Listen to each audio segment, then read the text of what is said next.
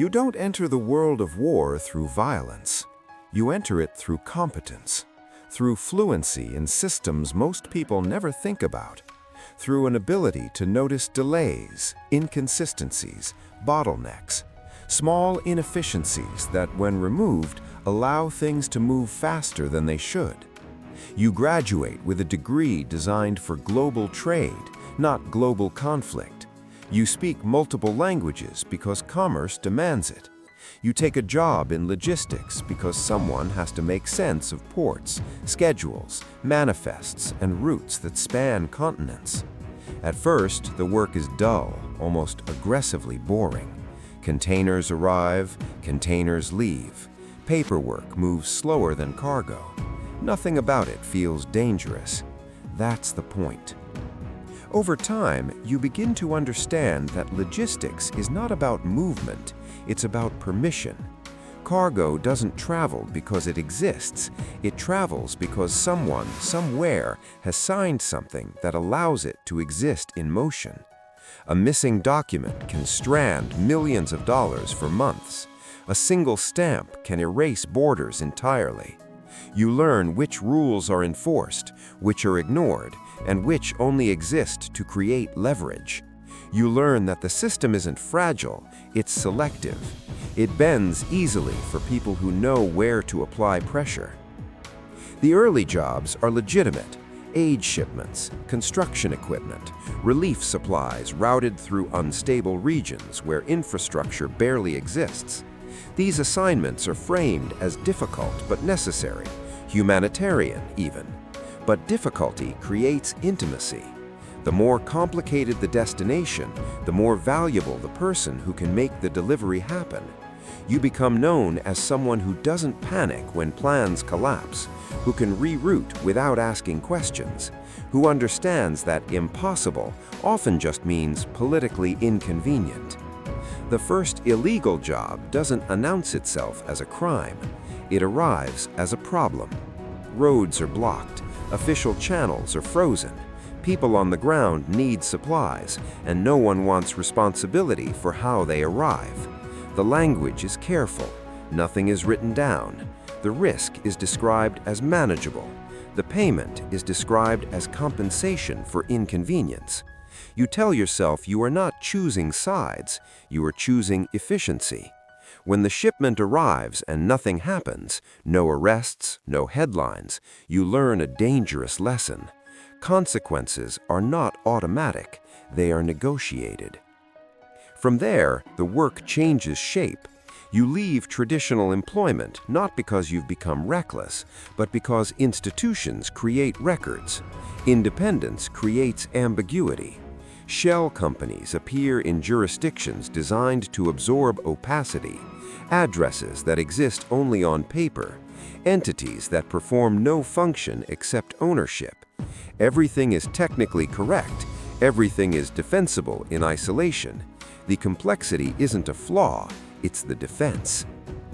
Conflict zones begin to look less like tragedies and more like markets. Demand is constant, supply is restricted. Prices reflect risk. You don't need to understand ideology to understand incentives. The people you deal with are not cartoon villains. They are administrators, brokers, intermediaries. They speak in neutral terms. They discuss timing, reliability, discretion. Violence exists, but it's always somewhere else, off-screen, implied. You rarely see it directly. And when you do, you learn not to linger on it. Over time, repetition dulls moral friction. The abnormal becomes routine. Airfields at night, warehouses without signage, meetings conducted in quiet rooms that feel interchangeable across countries. The contradiction between civility and brutality stops registering. You focus on execution, on making sure things happen when they are supposed to, on maintaining trust in environments where trust is the only currency that matters. As operations scale, so does protection. Larger movements attract attention, but they also attract allies. Complexity becomes camouflage. When something is too large to hide, it is reframed. When a route becomes obvious, it is legitimized. The line between illicit and sanctioned activity begins to blur, not because the work changes, but because the participants do. Governments notice, not to shut things down, but to make use of existing capability. Official channels are slow, visible, politically expensive. Deniability has value, and deniability requires distance. Distance requires intermediaries who already live in the shadows. Nothing about this arrangement is formalized. It doesn't need to be. The understanding is mutual. You are useful because you already exist outside clean narratives. The work continues, but the context shifts. What was once criminal is now quietly tolerated. What was once deniable is now essential.